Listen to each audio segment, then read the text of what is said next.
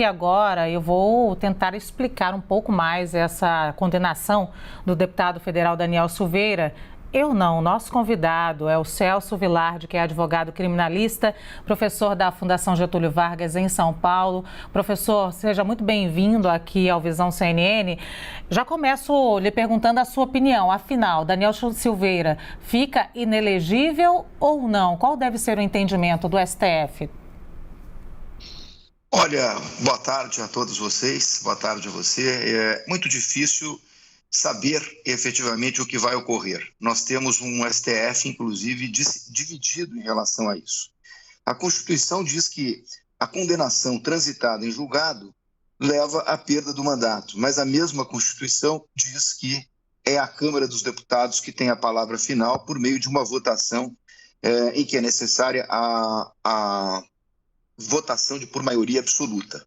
Ocorre que a mesma Constituição, por outro lado, diz que há perdas dos direitos políticos. Ora, é muito difícil imaginar que uma pessoa que perde os direitos políticos possa exercer o mandato de deputado federal. Então, eu acho que o Supremo deve rumar para que a última palavra seja dele, Supremo, e não da Câmara, mas aí, como vocês acabaram de dizer na reportagem, há um incrível embate, que é uma disputa de poder. A Câmara quer dar a última palavra e o Supremo talvez queira dar a última palavra. O Supremo teve 2 julgamentos nesse sentido e cada um apontou para um lado. Portanto, não se sabe exatamente qual é a decisão final. Baseado na decisão de agora, em que 10 ministros condenaram o Daniel Silveira, o senhor acha que a tendência pode ser a perda dos direitos políticos? Eu acho que a tendência é essa e, com todo respeito, deveria ser, porque não é razoável, né? Do ponto de vista constitucional, um sistema equilibrado que uma pessoa que tenha sido condenada criminalmente por um atentado ao Estado Democrático de Direito possa exercer o mandato de deputado federal. Seria uma incoerência do sistema, né? Achar justo ou injusto a condenação é outra conversa. O que fato é que, efetivamente, nós temos uma condenação por 10 votos a 1, como disse a comentarista agora há pouco, uma condenação acachapante.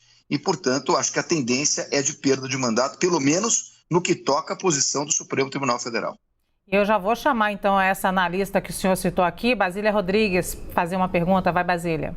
Tudo bem, Celso Vilardi? Obrigada pela entrevista. O senhor, que é um criminalista bastante atuante no Supremo Tribunal Federal, já defendeu políticos, pessoas associadas ao mundo político, sabe bem que este é um impasse, né? Sobre de quem é a palavra final, da Câmara ou do Supremo Tribunal Federal. No caso em questão, quando a gente fala desse prazo recursal, teve a condenação ontem, mas o Daniel ainda pode apresentar recursos. A gente está aí em abril e as eleições são em outubro. Só acho que leva quanto tempo para o STF analisar estes recursos e, de fato, dar uma palavra final, pelo menos, da Justiça? Só para a gente ter uma ideia assim, de tempo. Eu acho muito pouco provável. Primeiro, boa tarde a você, Basília. Tudo prazer bem? estar falando com vocês. Eu acho muito pouco provável que esse julgamento seja finalizado até junho, né? Porque em junho, como todos sabemos, inicia-se o recesso, as férias do Supremo Tribunal Federal, que retoma em agosto. Num ritmo normal, é difícil que o processo chegue a um final com o trânsito em julgado da sentença condenatória até junho. Isso porque, em primeiro lugar, nós vamos ter a necessidade da publicação do acordo.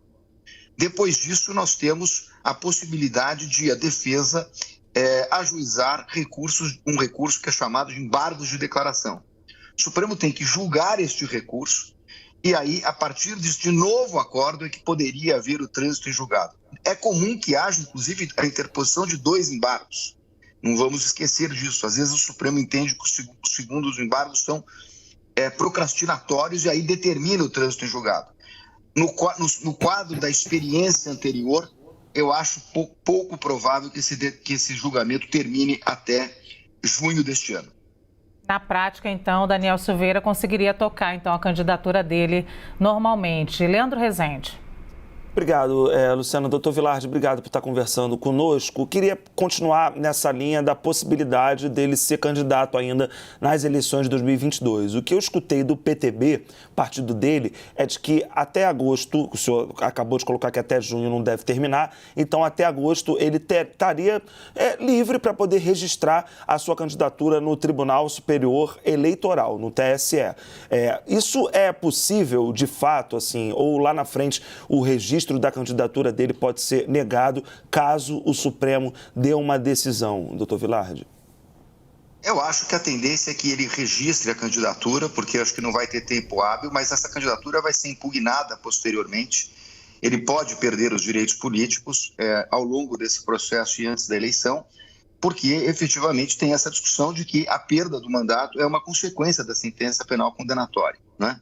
E aí o Supremo vai agora decidir essa medida que o presidente da Câmara acabou de interpor, como vocês noticiaram.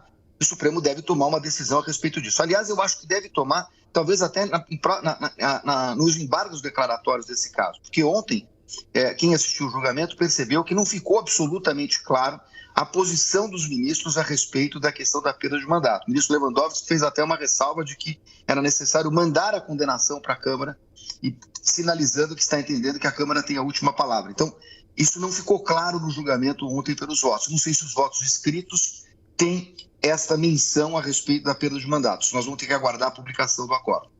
Professor, rapidamente para a gente encerrar a nossa conversa, tem uma discussão intensa sobre a pena que foi imposta a Daniel Silveira. André Mendonça propõe, algumas pessoas já ouvi hoje, que propôs um pouco mais de 2 anos, o que algumas pessoas acreditam que seria uma pena leve. Outros falam que a pena imposta por agora, Daniel Silveira, de pouco mais de 8 anos, foi uma pena muito severa. Queria saber a sua opinião sobre isso. Bom, em primeiro lugar, eu entendo que a condenação foi absolutamente justa. Só para deixar isso claro, para que eu possa expor o meu raciocínio em relação à pena. A condenação, eu acho que era absolutamente justa e necessária, porque não existe nada dessa conversa de imunidade, de que não existe crime de opinião, que isso é crime de opinião. Não tem nada de crime de opinião, isso é incitação. E efetivamente, no Código Penal inteiro, incitação pode configurar crimes. Incitação ao suicídio é um crime de fala.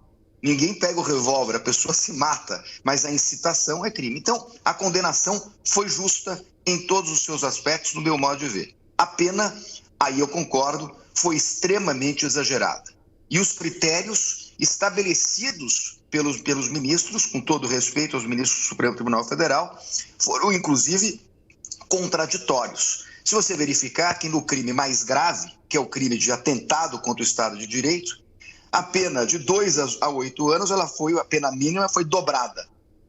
Já no crime de coação do curso do processo, que a pena é de 1 a 4 anos, ela foi triplicada.